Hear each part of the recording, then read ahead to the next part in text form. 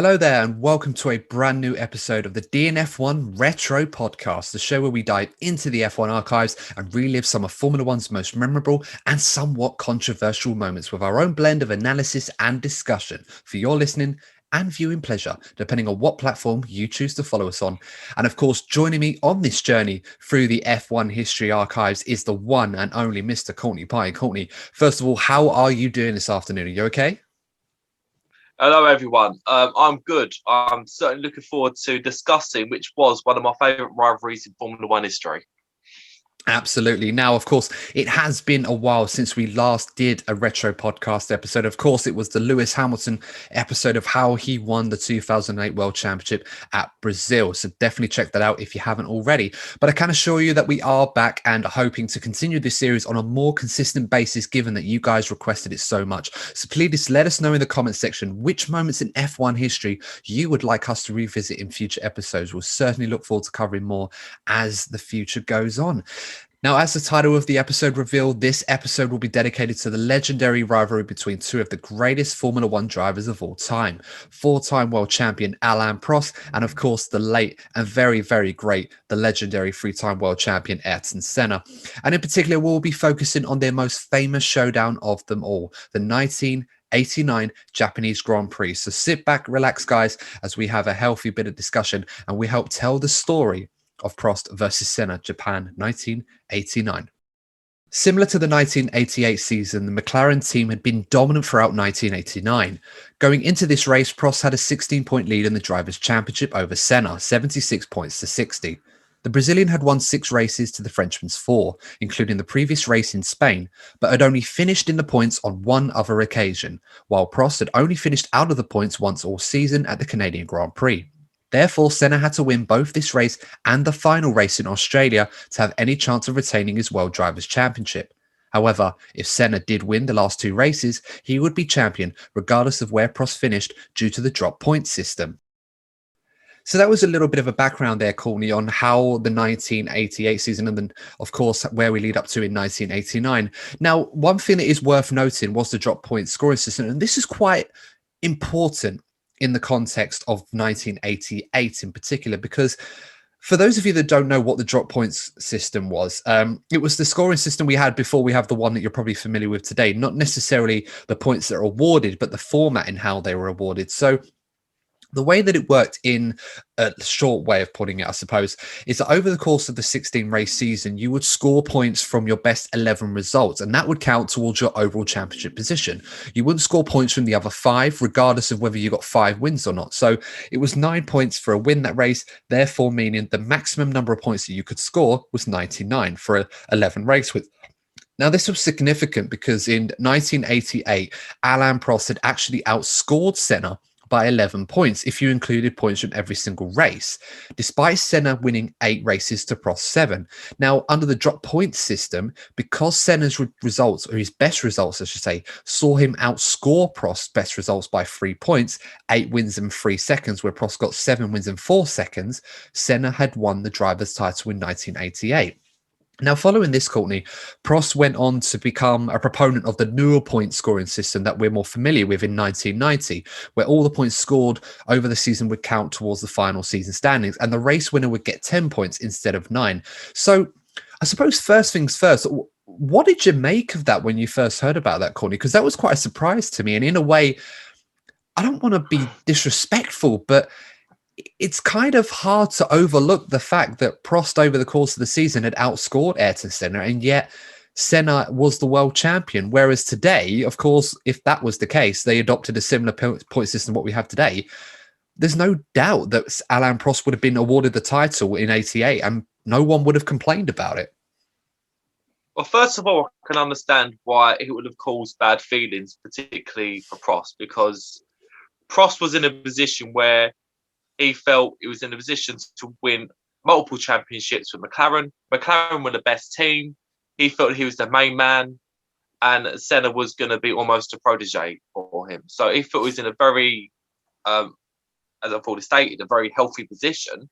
But things didn't quite transpire that way because of the point system. However, let's not forget that in and around that time, there was a lot of reliability issues.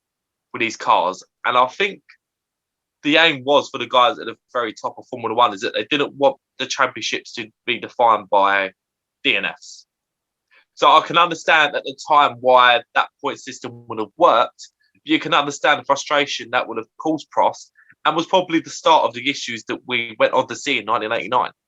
Absolutely. And I think that is something that has to be taken into consideration because, of course, this is by no means a championship at the time that would have necessarily been decided under the newer system by the driver that was outright the best driver over the course of the season. As you mentioned, it would have most likely been decided by the driver that had the best reliability, which of course is a factor. Let's not forget, in order to finish first you have to finish. But how many times have we seen championships over the course of history that could be pinpointed to one moment in particular of reliability or misfortune that can cost the driver a world championship?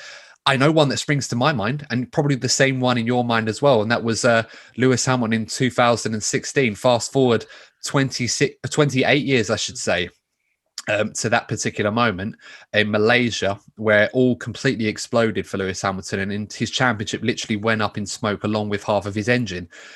So you see, there is a reason or rationale as to why they went with that system. But I suppose in retrospect, it's better now that reliability is so much better that we're not discounting some races that could eventually decide a different world champion to the one that we ended up getting. Exactly, but I can understand why Prost was annoyed. Because if you look, it's simple. With the old point system, he would have won. He would have won the championship, and he would have gone into 1989 with a sense of confidence. He probably thought he could have gone on to win 3 of the 4 next championships, but things started to go pear-shaped for him, given the point system that they were racing under at the time. Absolutely. And this kind of brings us nicely into 1989, because, of course, when Senna joined McLaren, he was a protege that had so much potential, obviously very successful in 1986 with Lotus, winning the title there. And, of course, set us up nicely to when he joined McLaren in 88, obviously won the championship there, as Prost was probably expecting to win the title himself. Was not the case, of course, owing to the system that they had. But in 89, Courtney, I suppose, could you sum up the story of the season of how Prost kind of started off with admiration and respect for his competitor like Senna and his teammate, and the rivalry just soured and grew in intensity to the point where we end up getting to where we are in Japan? Well, to be fair to Senna is the world championship. So obviously he's gone into 2018 feeling confident, with the impression that I want this team to be my team, because this is what Formula One drivers do. You've got 2 drivers in each team. That everyone wants to be number one. If they tell you otherwise, they're clearly lying.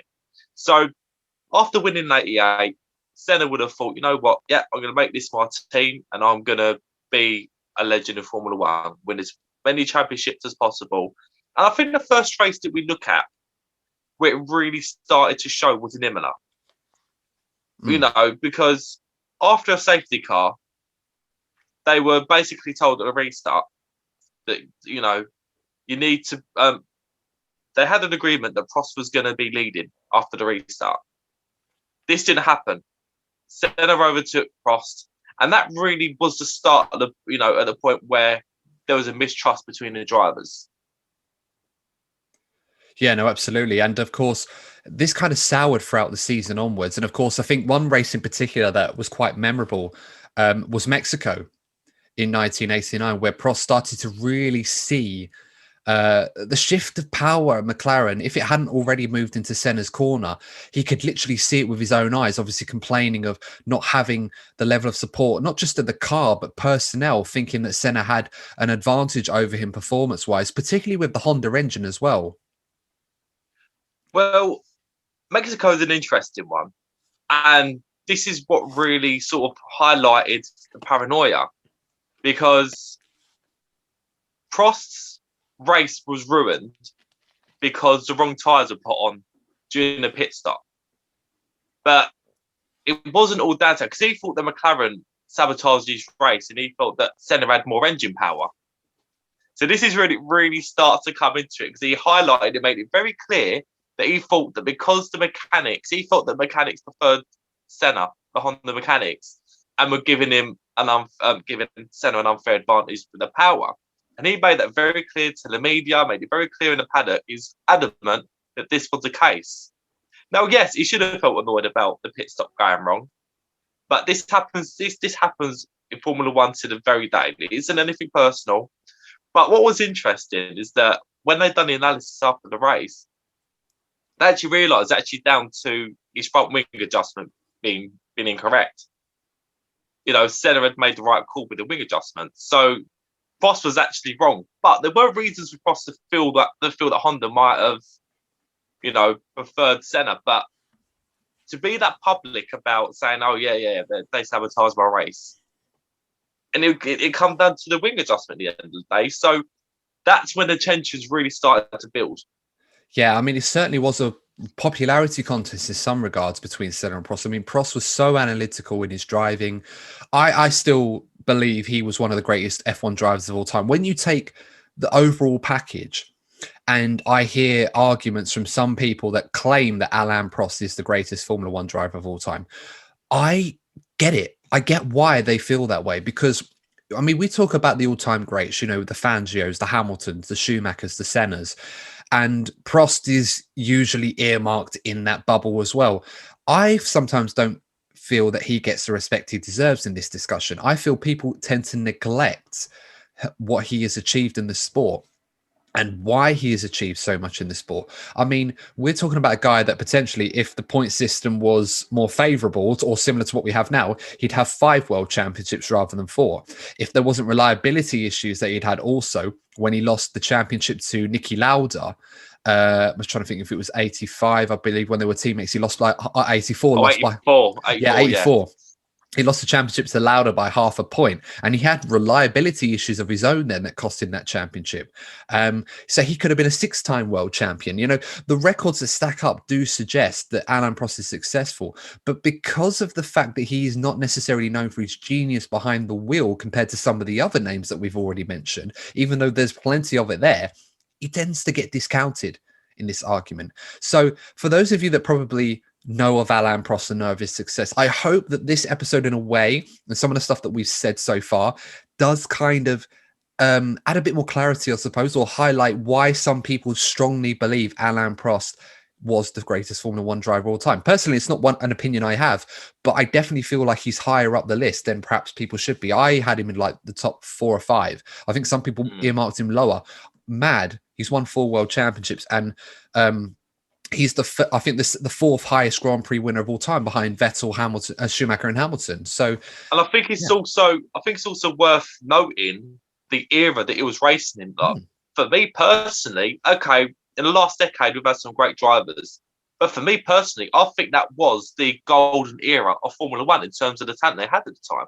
Arguably the toughest, yeah, considering, you know, the top drivers, not necessarily in terms of performance of other cars, because there were those that had and those that didn't. And it was really, I mean, you think the Mercedes era and the turbo hybrid era that we see now was massively dominant. Like, there were some real dominant cars in that area. Of course, 2 of which we're discussing in this episode already, the McLaren in 88 and 89. But as I said, we're probably getting a bit sidetracked here, but it's just a point I want to make with Prost, because yes, there was the paranoia, there was the analytical mind, and people were like, oh, you're not really a fan of his. I hate all the politics and the stuff, but it's all part of the game.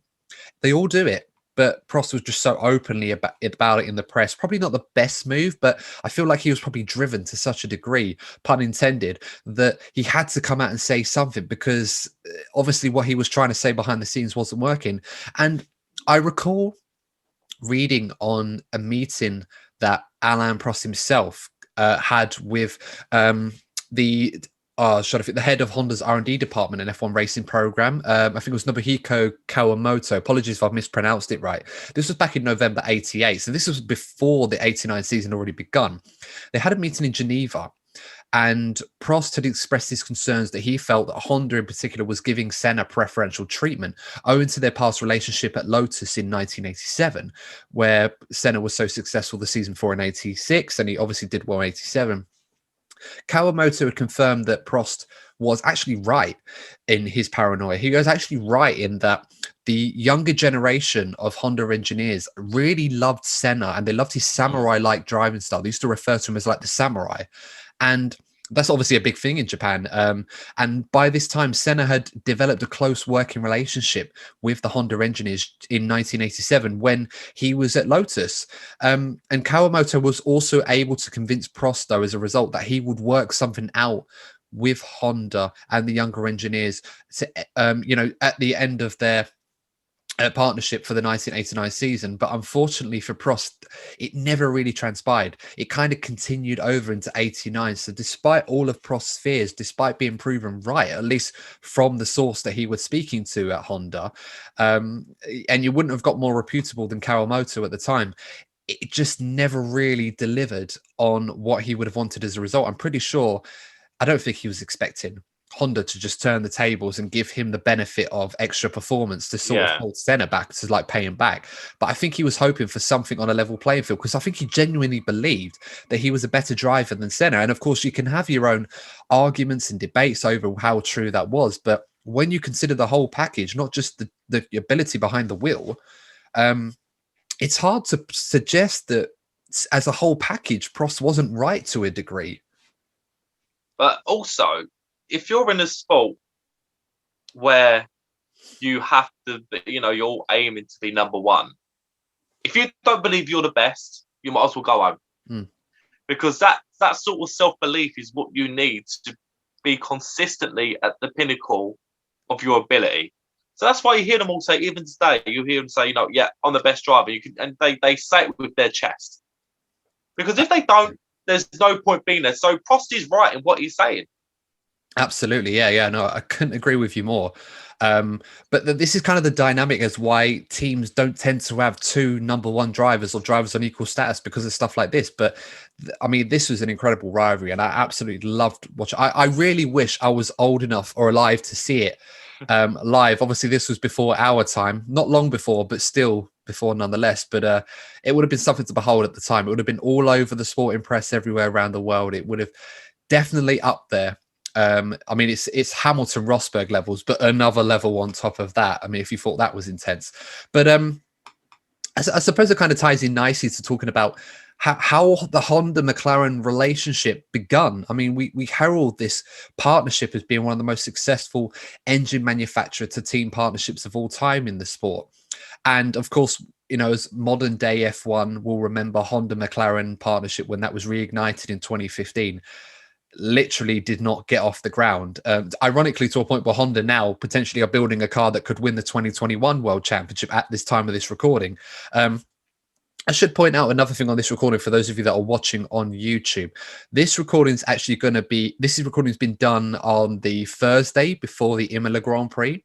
So if you're watching this and wondering why my hair is a lot longer in this episode than it will be by the time I do the recording on Sunday for the review, I've not found magic hair growth or anything like that, or got my hair cut and wanted my money back and they've just plonked it all back on. Like, that is why this recording is going to be, it's done earlier, but it's coming out later. So this will be out on the Friday after the Imola race.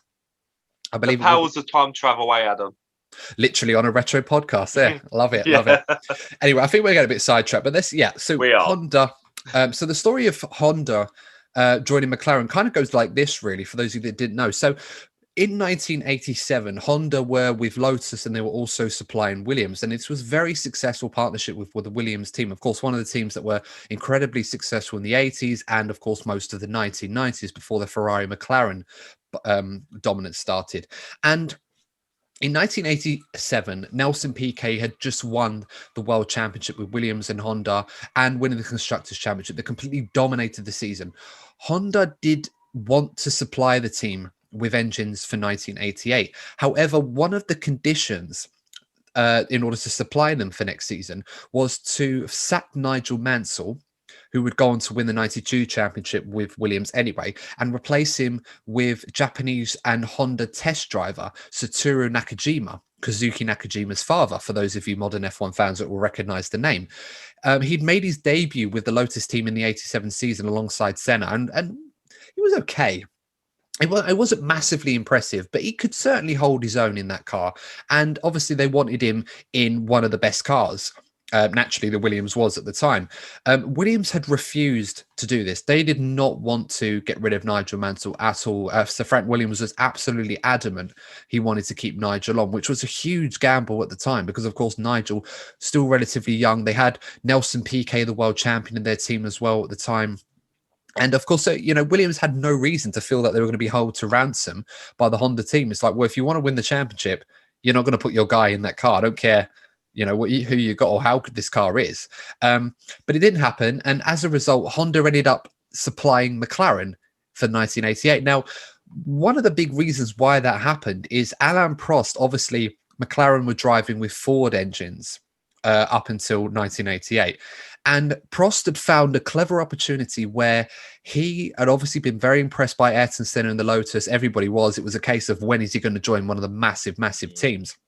With all respect to Lotus, a great, great team, but it wasn't, in 86 it peaked, but obviously beyond that, you could see that McLaren or Williams were certainly, or even Ferrari to a degree, were the way forward. And it was Prost himself that actually convinced Ron Dennis, who did have reservations at first, to sign Ayrton Senna for 1988. And the deal that they struck, it was a 3-year deal, and it allowed Honda to have the opportunity to continue working with Senna at McLaren following a successful season together at Lotus. It was too good for them to turn down. And Honda, as I said already, they rated Senna so highly. They said the younger guys called him the samurai.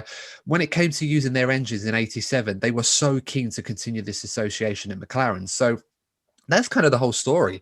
Prost ended up not only negotiating a deal to bring the best engine into the team he was already at, but unbeknownst to him, to bring in the guy that would obviously take over the team from him 2 years later, or much sooner than that, if you like, because in Prost's mind, he probably imagined World Championship number 3 and 4 to come so easily to him, and probably more than that, with a future driver in Senna, obviously waiting in the wings to come to life after Prost had his fun at McLaren. But of course, it never transpired that way. Well, it's quite ironic that that choice by Alain Prost turned out to be detrimental to a decent chunk of his career. He only really recovered a few years later. It's crazy how like one decision kind of snowball effect into the way they did. Quite unfortunate for him. I think with hindsight, he wouldn't have gone down that road, to be honest. Yeah, absolutely. I mean, the Prost-Senna struggle for supremacy over the course of 88 and of course in 89 in particular, it put them on a collision course. I mean, it goes without saying.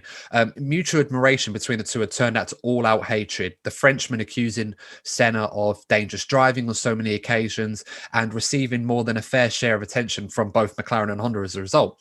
And Senna's response and other people's response as well was that Prost was basically accused constantly of being in the pocket of FISA, which of course was the FIA before the FIA was a thing, of Jean-Marie Balestre, French president. Now, of course, that name may ring a bell to a lot of you that watched the Senna film. Obviously, not a less than savoury relationship with Ayrton Senna. Of course, after this race, you'll be able to see why in more detail, and we'll get into that.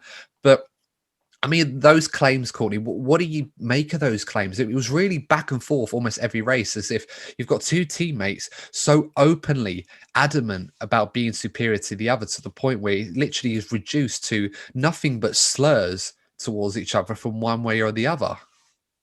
Well, it was a pressure cooker environment. As you've already stated, you had one driver that felt that the other guy was, preferred by the mechanics and the team that they were in. And then you had the other guy, Senna, who felt that Prost was being, that he had the advantage politically. So, look, when you look at like even the most simple workplace, if you feel that you're either like the victim of, what's the word, nepotism? Yes. You've got nepotism going on one side, and then you've got politics going on the other side. We all know that doesn't end well, and this happened at a high sporting stage. So, putting everything together, things were literally about to go bang. Yeah, and as we said before, it really didn't help Prost in a way where he's paranoia, and I had the firm belief, I suppose. I mean, paranoia is probably not the right word because it implies that he was crazy, but or crazy in the sense that he was making this up and that this was all in his head.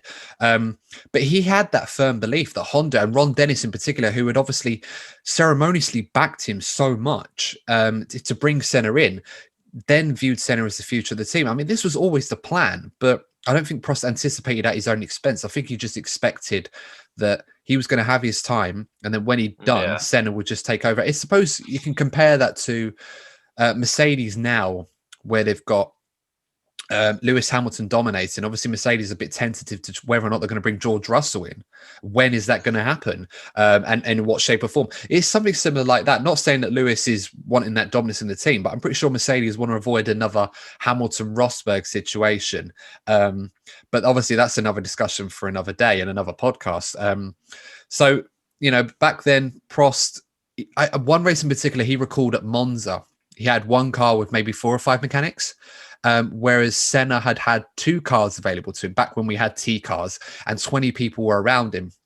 And this was kind of the last straw for Prost. As a result, Prost had announced in July 89 that he would depart from McLaren and the Frenchman would join his new team Ferrari in 1990. Now, I remember you doing a bit of reading on this one, Courtney. There was an interesting moment in that race that I think McLaren fans learning about this won't appreciate.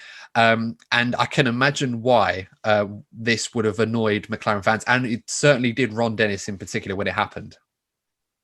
Well, let's get the basics out there. So, as you've said, mate, he's ended up going to Ferrari. We end up going to Monza, Italy. So Prost ends up winning the race, and you think, yeah, you know what? Just be humble, Alan. Be humble. No, he doesn't. He decides to give over his trophy to the Tifosi for everyone to see worldwide, and that is really one of the biggest slaps to a face of a Formula One team you could possibly give. And I think that was the point where Alain Prost made his feelings towards McLaren very much known. Yeah, I mean, we've never seen anything like that since, and no. Wow. I mean, he's won enough trophies, so you obviously don't think he'd miss one. But to give it to, and it's, yeah, I mean, they would, I mean, Ferrari, obviously the team would not have accepted it if Prost had given it to them, but to give it to the Tifosi, of course. And what a way to herald in a new driver. I mean, it's like, I suppose in a way, if Carlos Sainz had done the same thing when he comes second at Monza, I don't think that would have been, I mean, obviously he would never have considered doing that, but not they would have been able to anyway. There weren't any fans there, but yeah. He done it deliberately, yeah. He done it deliberately to antagonise McLaren, and he certainly got what he wanted. Yeah, no, absolutely, yeah. And in the worst way possible, I'd imagine. But of course, that kind of sets us up here to where we are now, up to the Japanese Grand Prix. So let's get into the next phase of this podcast, just as a brief telling of the Japanese Grand Prix for the qualifying report. As expected, the 2 McLarens dominated qualifying. Even so, Senna was easily the class of the field, posting a time over 1.7 seconds faster than teammate Prost. As would quickly become clear in the race though, Prost was aware early on in the event that the McLarens were sufficiently superior to all the other cars on the grid, that even with his car setup fully optimised for the race, he could qualify on the front row alongside Senna, but with a car setup far better suited to the demands of the race than his teammate. In his mind, he would just need to beat the Brazilian off the line at the start of the race, and he would have a considerable advantage during the Grand Prix, as would be seen. The Ferraris of Gerhard Berger and Nigel Mansell occupied the second row, with Berger just edging his own teammate into 4th place by 0.2 of a second. The Williams of Riccardo Patrese was half a second behind Mansell in 5th place, and joining him on row 3 was fellow Italian Alessandro Nannini in his Benetton Ford. So, Courtney, I mean, from that early qualifying report that we see, obviously we were talking about the advantage that McLaren had, but 1.7 seconds to Alain Prost. I mean, it's a massive advantage. I mean, before we get into the other cars as well, but Prost was not deterred at all by that huge time. And bear in mind, guys, for those of you that aren't aware, we had the aggregate qualifying system back then. It was over 2 days where on a Friday they would set a qualifying time, and then on Saturday they set another qualifying time. You'd add the two together to get your aggregate time or get an average qualifying time, and then you determine what the grid would be. Even so, 1.7 seconds is huge. But as we said already, Prost was very much thinking about the race, Courtney. In your mind, And this is very hard for us probably to understand being amateurs. We're not F1 drivers by any stretch. I mean, what would go through Prost's mind to think that he'd be happy to be on the front row of the grid, 1.7 seconds behind his teammate, knowing he set his car up to be optimized to the race, knowing that no one else behind him is going to get near them? Well, that's the healthy position they're in at the time, and I suppose, and also the championship position that Alain Prost was in, he realised all he had to do was keep it clean in order to win the championship. So, there's a well-known saying in Formula One, the points aren't won on a Saturday. So, with that in mind, and also let's not forget that Alain Prost was known as the Professor. You've said it earlier on. He was one of the most intelligent drivers that we've ever had in Formula One. So he put everything together. He had a strategy plan from the very start of this weekend. And at that point, everything was going to plan. Yeah, I mean, I'm one of those boring guys that appreciates the tactical nous of someone in Formula One. I mean, there are a few moments in Formula One today where you see moments of tactical genius that just happen off the fly. I mean, one memory that comes to mind is in 2016. Do you remember in China, Sebastian Vettel in the Ferrari coming into the pit lane, and he was stuck behind, I think it was a Toro Rosso. I can't remember what the other car was. It might have been a Force India. And I think the Toro Rosso was trying to deliberately hold up the Force India to double stack going into the pit lane, so it wouldn't be compromised. Sebastian Vettel in the pit lane, where he was allowed to overtake still before he come in there, had gone round the outside of both their cars and just drove straight through. It was like a brainwave. And it's like that. I love seeing stuff like that. Absolute genius. When you're driving a Formula One car, you don't think they'd have the capacity in their head, on top of everything else that they've got to handle, to be able to pull something like that off. I love seeing stuff like that. And it's like a game of chess at 200 miles an hour. It is. It's exactly incredible. What it is. Yeah, and it's absolutely brilliant to come up with that. And this summed up Prost to a T, and as the next part of this race report will show you. In order to improve his straight line speed, Prost had his gurney flap removed before the race without Senna's knowledge, as revealed by F1 journalist Maurice Hamilton. By removing the gurney flap, Prost had gone for a car setup with less downforce than Senna, giving him more straight line speed and protection against all but the most extreme overtaking attempts into the circuit's one clear overtaking spot, the chicane at the lap's end. At the start, Prost got away much faster than Senna did, as he was hoping for, instantly wiping out the Brazilian's pole position advantage. In fact, Senna's start was so poor that Gerhard Berger in the Ferrari managed to get alongside him for his third place on the grid. But Senna's McLaren had the inside line into the first corner, and he managed to keep the Ferrari behind him. With a race setup now clearly superior to his teammates over the first half of the race, Prost steadily built up his lead to almost 6 seconds. Senna lost an additional 2 seconds due to a slow pit stop. However, with a new set of tyres on, the balance of power was shifted, and the reigning world champion began to reel in the Frenchman's lead. So that was kind of a brief introduction to how the first part of the race went. Coming to this point of the race, Courtney, how significant was that start from Prost? And of course, how important was it to allow him to get that setup right, removing that gurney flap to keep that advantage over Senna? Well, at this point, it looked like it was going perfectly. When Senna made a bad start, Alain Prost must have thought that Christmas had come early. Everything was going to plan. He'd pulled off another piece of genius, with the removal of the gurney flap. He didn't let McLaren know, because so Senna didn't do the same thing. So at this point, it was advantage Prost in every single way he could think of, and the plan to seal the championship was in full effect. Absolutely, and I think it's fair to be saying that it just shows how concerned Prost was about any advantage being leaked over to Senna, because bear in mind, guys, Prost has announced by this point he's joining Ferrari. We all know that he is on the verge of winning the championship for McLaren as long as Senna doesn't win the last 2 races. And on top of all of that, he knows that anyone he tells about doing this, other than perhaps the mechanics working directly for him, however few of them there may be, surely that info would have been leaked over to Senna. He'd have probably tried to do the same thing if there was a performance advantage. It's just incredible how tight-lipped he had to be. You'd probably never be able to do that in Formula One today with everyone watching everything. You'd notice it in a heartbeat. But yeah, so I mean, let's get into the second part of the race and see how that report goes. Behind the leading pair after his initial charge, Gerhard Berger's Ferrari's gearbox failed on lap 34, and the sister Ferrari of Nigel Mansell also suffered engine failure 9 laps later.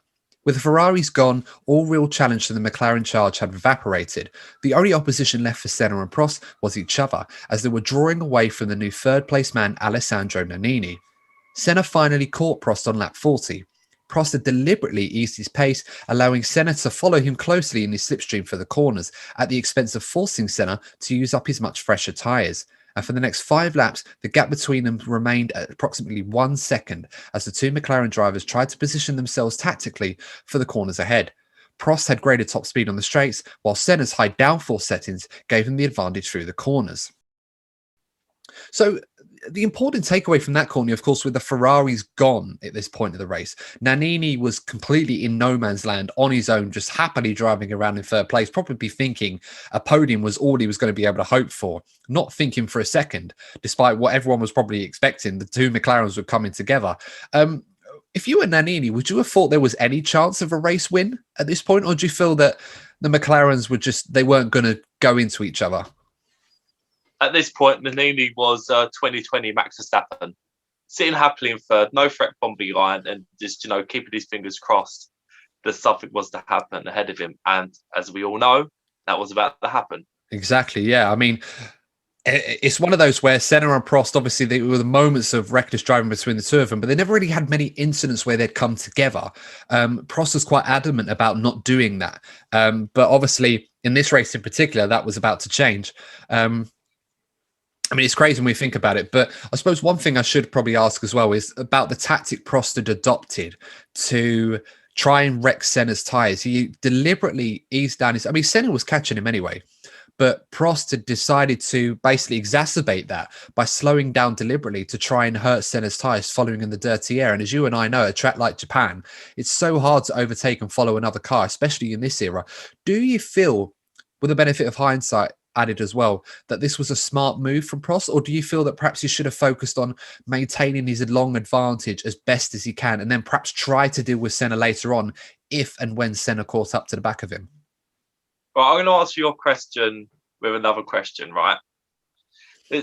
There's always this question, isn't there? Right? If you had a superpower, which superpower would it be? So what would it be for you, Adam? Oh, super speed, I guess. Super speed, right? I reckon for Alain Prost, I reckon it'd be the power of hindsight, because the power of hindsight would have saved him not once, but twice in that time of his career. Because if he had just kept on with the pace that he had, he would have won that championship smoothly. Don't get me wrong, it was a good ploy by the professor to destroy tyres. We're often frustrated in this day and age about seeing the lack of overtaking because the heat coming off the car in front destroys the tyres and ruins the race of the guy behind. So in theory, it could have worked, but Prost was dealing with a guy that knew he had nothing to lose and is known for making overtakes out of nothing. So in a way, it was a risky move, and the rest explains itself, really, doesn't it? I mean, I'm guessing the rationale behind it was, Senna's got a more favourable setup round the circuit in the corners. So I felt that on those tyres, Senna could attack the corners more with more downforce and the car be quick enough to try and keep up with Prost on the straights, assuming he can get near him. In my mind, I'm thinking with the setup that Prost had, where it's more favourable on the straight, means he's going to have to put more load in the tyres at those speed in the corners without getting as much in return, meaning he'd probably try and wear his tyres out sooner. So I guess in his mind, he probably thought, well, if Senna's going to catch me, I might as well cause him to run in the dirty air and damage his tyres as much as possible, as the hot air obviously does. It wears the tyres out faster than following in the clean air. Then it's going to basically evaporate Senna's advantage in terms of cornering speeds, which of course would be the only thing Senna has left, because Prost can just happily drive away on the straight. So it was a sound tactic. But of course, as we get to the next part in the race, Courtney, we're going to see exactly what happens next. On lap 47, Senna uses greater cornering speed to make sure that he remained close behind Prost through the challenging double apex spoon corner. This put Senna directly in the aerodynamic tow from the leading McLaren, negating much of Prost's straight line speed advantage. Through the infamous 130R ultra-high-speed left curve, Senna cut Prost's lead still even further. The next corner after 130R is the chicane, the second slowest corner on the circuit. As Prost began to brake for the corner, Senna dived alongside, but Prost saw the move in his mirrors and moved his car across the track early to block his path. Prost had told team boss Ron Dennis before the race that in the past he'd left the door open if Senna challenged so as not to take both of the cars out. But he would not be leaving the door open on this day. Neither driver was willing to back down and the two collided just before the apex of the chicane. With their wheels locked and their engines stalled, the two cars slid to a halt in the mouth of the particularly blocked chicane escape road. So, I mean, Courtney, we've just had the big incident between Prost and Senna there, coming out of 130R. Of course, Senna managed to get a bit of a tow alongside the right-hand side of Prost after following on a really good turn at Spoon Curve. At this point, we've seen Senna make so many bold overtakes.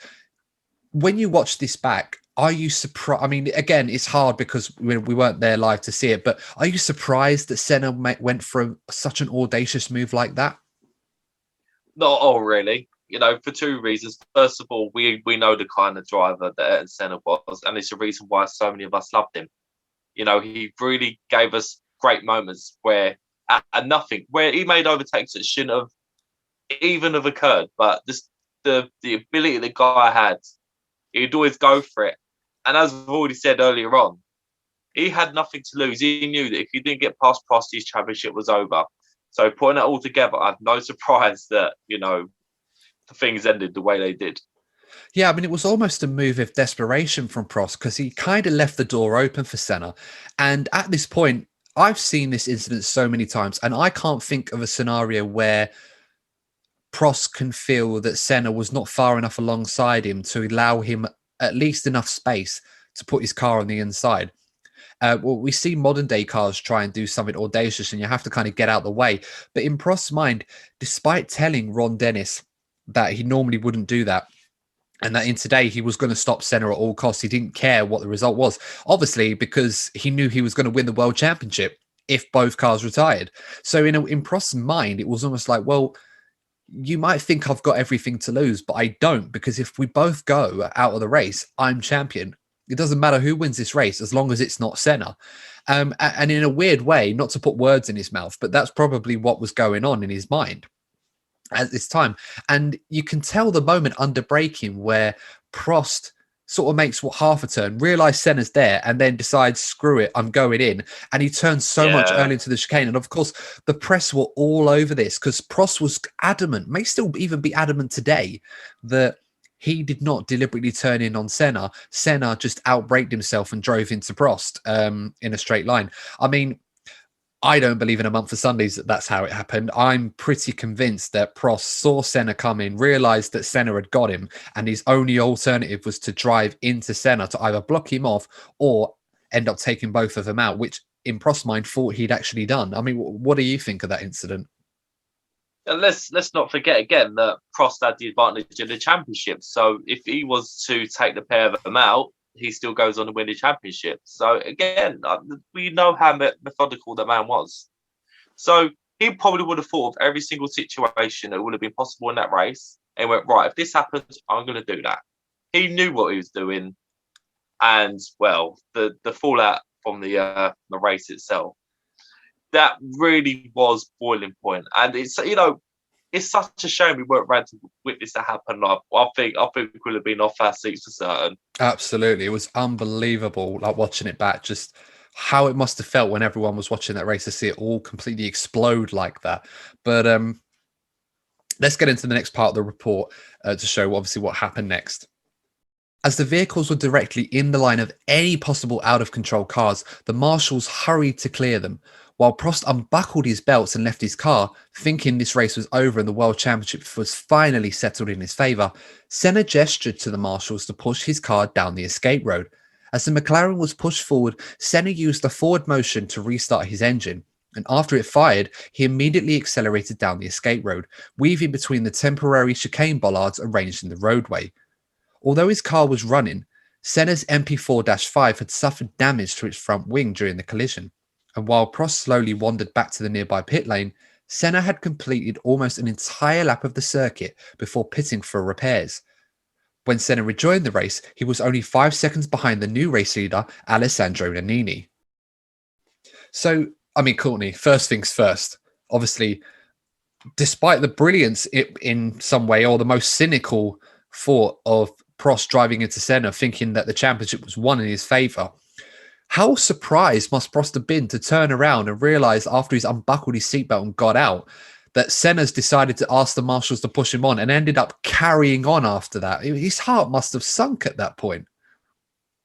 Yeah, when he made all his plans for that weekend, he thought, oh, shit, I didn't think of that one. You know, but Senna thought, again, Senna at that point, he thought, I have nothing to lose here. I'm going to do my best to win this race. And he made sure he nursed that car around. Let's not forget he had to do an entire lap with a broken wing. The talent that he put in that lap was, I hate to use this word because I've used, but it was iconic. Yeah, I mean, the way to get himself in a healthy position after that collision. Bravo to the man, honestly, simply amazing. I mean, he wasn't tippy-toeing around the circuit, that's for sure, Ayrton Senna. He really wasn't. I mean, to put this in perspective, guys, to show how dominant the McLaren was, is that those two collided with each other, probably sat there for about 10 seconds, pointing fingers at each other and everything else, saying, oh, it's your fault, this, that, and everything else. Then Senna's ushering the marshals to try and get them to push his car, which let's say another 10, 15 seconds after that, maybe 20. Senna then goes slowly down the escape road. 30 seconds have gone by, or maybe a bit more than that. He's then gone around the track as fast as he can with a broken front wing. So let's say he's lost another 15, 20 seconds on top of that to Nannini. Then comes into the pits.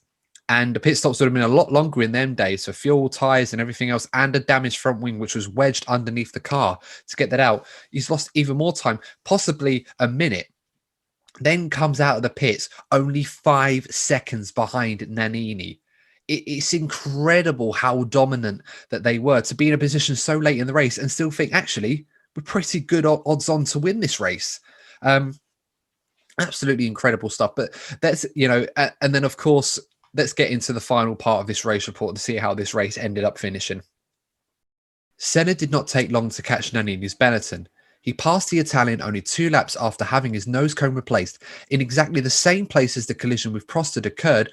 Unlike Prost, Nannini didn't put up a significant fight. A locked wheel and a non-aggressively positioned car, the only indication of how hard he tried to keep Senna behind. 2 laps later, Senna took the checkered flag. Nannini finished in second place, followed by the 2 Williams cars of Riccardo Patrese and Thierry Boutsen, who had driven in tandem and off the pace throughout the race. The only other driver on the same lap as the winner was Nelson Piquet. So I guess, Courtney, you kind of almost answered this question ourselves, but in your mind, I should say, did you feel that this win was in doubt for Senna after he come out of the pits? I mean, he was 5 seconds behind Nannini with only a handful of laps left. Did you think Nannini had any sort of chance? Because it didn't seem like in his mind that he had any chance because he didn't really put up much of a defence. No, I think if you put the combination of a pretty special McLaren and a pretty special driver in Ayrton Senna, it was just waiting for the inevitable to happen, really. Even saying that, it's even worse when you think about it because Senna was a man scorned. He was going to do anything to win that race, and there was no stopping the man. And Nannini probably thought, you know what, I'm not going to try anything risky here. I'm in a really healthy position. I'm going to be on the podium. I'm going to get a healthy haul of points. I'm not going to do anything to destroy my race because if I do anything, even if I tried to put an half-assed effort to Senna, he's going to be having any of it and we could end up hitting. So, yeah, he probably thought, you know what, I'm going to be sensible here. Second isn't bad. But there was no stopping Senna in that moment in time. No stopping him at all. Absolutely. And of course, Senna crossing the line to take the win, taking the championship against Prost's better wishes to the final race at Adelaide. Or so it seemed, as the final part of the race report will tell us. Immediately after the race, Ayrton Senna was disqualified by race stewards for missing the chicane following his collision with Alain Prost. Senna personally alleged that the decision had been made by FISA President Jean-Marie Balestre to give the championship to his fellow countryman Alain Prost, The race stewards and Balestra both denied that this was the case, stating that the Pfizer boss wasn't even present at the stewards meeting when the decision to disqualify Senna was made. Nannini was awarded the victory as a result, and he took the podium ceremony with Riccardo Patrese and Thierry Boutsen. Senna's disqualification also meant that it was mathematically impossible for him to overhaul Alain Prost's points total, and so the 1989 Drivers' Championship went to the Frenchman. As he had gained no competitive advantage by missing the chicane, Senna and McLaren attempted to appeal the disqualification ruling. McLaren boss Ron Dennis explained that it had nothing to do with stopping Prost, who was leaving McLaren for Ferrari, winning the championship. It was that the team strongly felt that they had a win taken away from them by an incorrect ruling, and that resulted in a loss of prize money and bonus sponsorship money as well. At the FISA hearing in Paris later that same weekend, Senna's disqualification was not only upheld, but an additional $100,000 fine and suspended 6-month ban were imposed on the driver. FISA themselves had also labelled Senna as a dangerous driver, claiming that 6 of the last races of the season, Senna had committed dangerous driving incidents, 8 of those in particular at the Japanese Grand Prix. So, I mean, Courtney, the thoughts on these post-race events, on the decision itself, do you feel it was possible at all for Ayrton Senna to return to the track in the position at which he'd left it safely at the entrance of the chicane whilst facing the other way? You know what? What happened in that moment in time was everything that the fans hate about Formula One. They want to be seeing results decided on track. This wasn't to happen. The politics were going to take over. As I stated in the last section, Senna had nothing to lose. Come on, if you're in his position, your adrenaline is rushing, you've just seen your rival get out of the car, you're going to do anything it takes to win. So I don't blame Ayrton Senna for what he did. But unfortunately, politics took over. You know, the side that we mentioned at the very start of the episode about the politics sides favouring Prost, this was now becoming the big talking point of this season. Yeah, I mean, it was absolutely madness. And I no matter how many times I see this, I never understand, one, how it would have been possible. Because bear in mind, Senna was pushed by the marshals in that direction. You know, they didn't pull the car back or anything like that. They pushed him. So, you know, if you were going to disqualify Senna, it's for restarting the car after it had been stalled. Because obviously it's different these days. But I'm trying to think. I think it was Michael Schumacher that had something similar. I can't remember what race it was where he had something like a stall or something like that, and they pushed him along. I can't remember. I might be wrong in this regard, but let me know if I'm correct in which race it was, guys. But you probably would have knocked him for that. But the fact that they expected Senna to facing that direction at the chicane, bear in mind, these guys are coming down at 300 kilometers an hour, if you like, into a braking point. If they make a mistake, they're going off where Senna's car actually is. So you can't exactly have Senna's car sitting there waiting for everyone to come at him. So someone's going to drive into him and do the same thing. The escape road is clearly marked that if someone makes a mistake there, they can just go through. So you could have penalized him with a time penalty or something, but they didn't do that. So their only option was to disqualify Senna. I mean, that's just ludicrous for basically cutting the chicane at best. Can't disqualify someone for that. It wasn't even subtle what was going on here. I imagine being a fan at the time, God, particularly if he was a fan of Senna. Jesus, it would have been. Could you imagine, right? You imagine in this day and age, right? Lewis Hamilton, right, getting disqualified from a race and a championship. The socials would be going mad, absolutely mad. All the Lewis Hamilton stands, God, that'd be doing protests outside Parliament. Yeah, and everywhere else for that matter as well. But yeah, it's absolutely crazy how that could happen at the time. But that was the decision. And I suppose this kind of leads into the final part of this episode between Prost and Senna, because we've obviously established how the Japanese Grand Prix went down, the rivalry between two of the greatest drivers of all time. It didn't come to an end, of course, in 1990, if we remember rightly, Courtney. The exact opposite happened, where Senna drove into Prost into turn one very deliberately. I remember that commentary from Murray Walker when he was saying it was bound to happen, and it has, almost as if like it's an incredible event when it was like everyone wanted to watch a showdown between these two, like the second showdown, and they're just disappointed that it's ended so quickly. But in Senna's mind, I don't care. I've just won the world championship. Like, screw you, Prost. It was reverse, wasn't it? It was reverse of the season. Yeah. And if the first one was obvious that Prost had drove into Senna, well, this was one of the most obvious attempts to take someone out of a race to win a world championship I think anyone has ever seen. Yet nobody cared because it was like redemption for Senna. He basically got his own back in the most petty but genius way possible. I think you could admire that to a degree. But that's exactly what. That's why exactly went wrong with the management, because that's the whole point why they're there.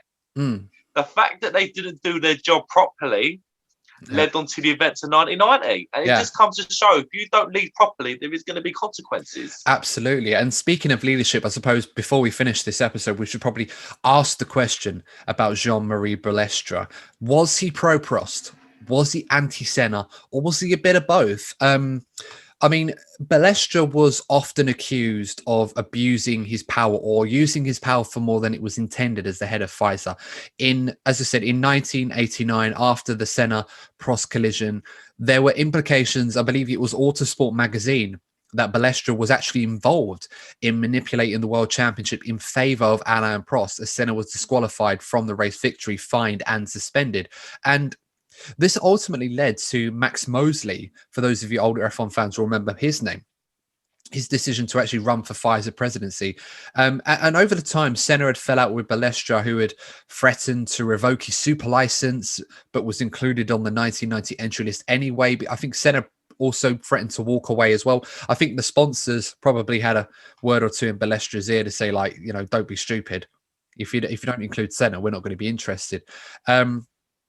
And of course, that ended up culminating in Senna colliding with Prost in Japan 1990. It's a big FU to basically Prost, Balestre, and everyone else at FISA.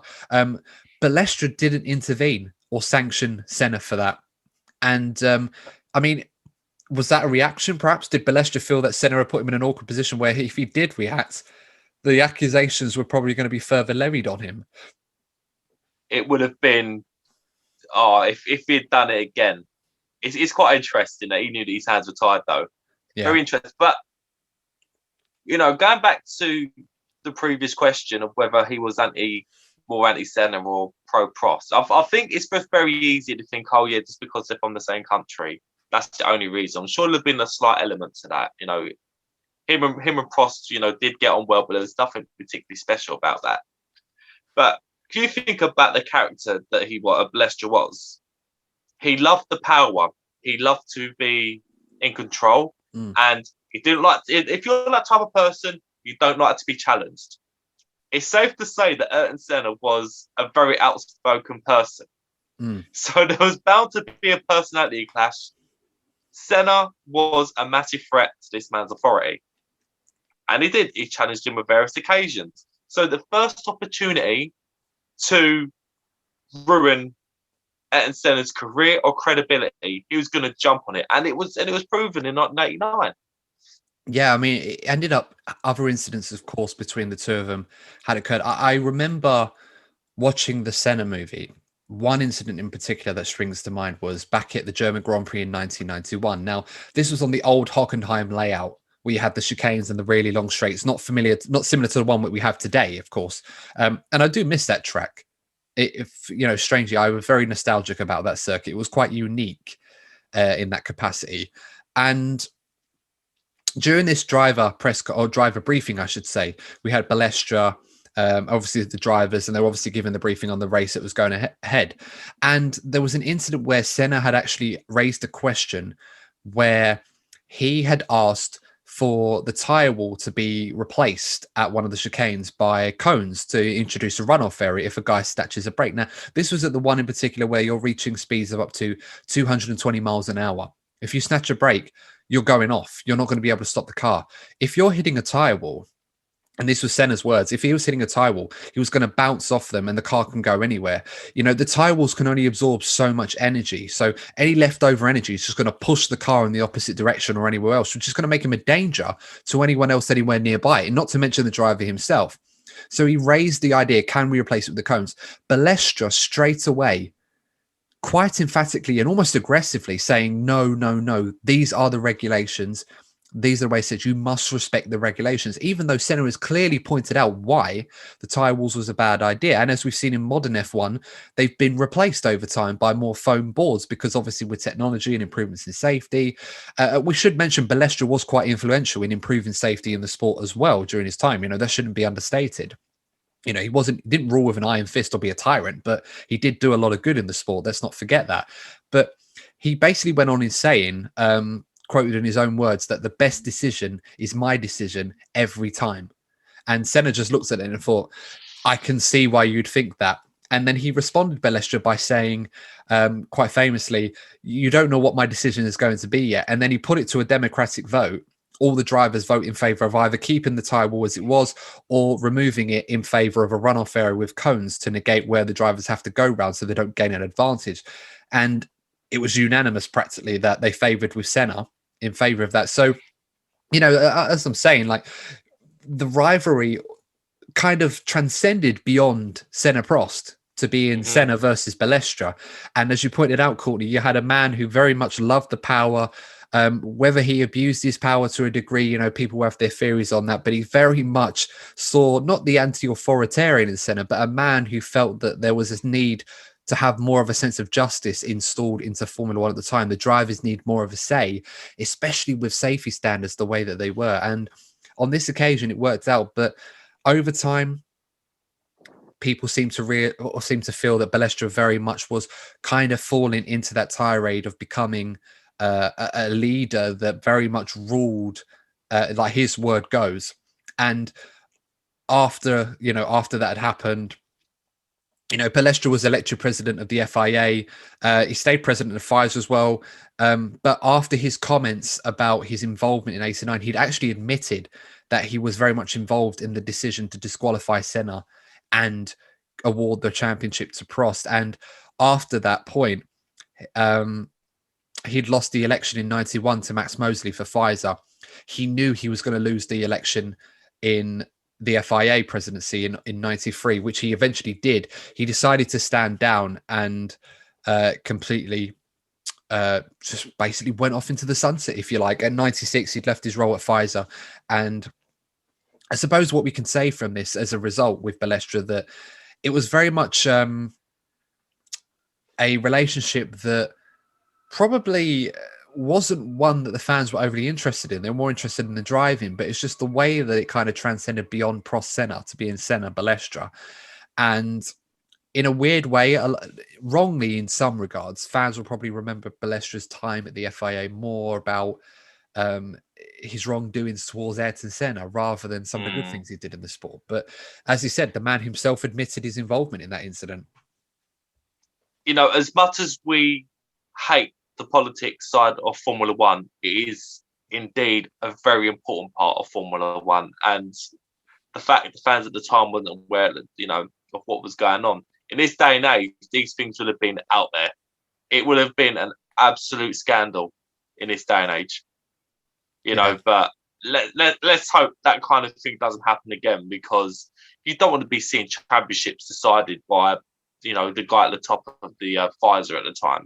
It shouldn't have happened, and you know, it's a shame that a season that you had a great, you know, a rivalry between two of the greatest drivers, went on to be two of the greatest drivers of all time, ended being, you know, to be decided by politics. It shouldn't be happening, and yeah, again, I just hope it doesn't happen again, mate. I really don't. Yeah. But on that note, guys, of course, that was our retelling of the rivalry between Prost and Senna. Of course, their showdown in Japan, 1989. Let us know, of course, what you thought. If you enjoyed it, make sure to give it a like. And of course, don't forget, guys, to put in your recommendations for future episode ideas for us to go back and revisit through the F1 archives to basically tell the very next story. Of course, as always, make sure to subscribe to the DNF1 channel, and we'll be continuing this very, very soon. So until then, of course, we will go through F1 history again with you sometime, but make sure to stay safe, and we will see you in the next episode of the DNF1 Retro Podcast. Take care. See you soon.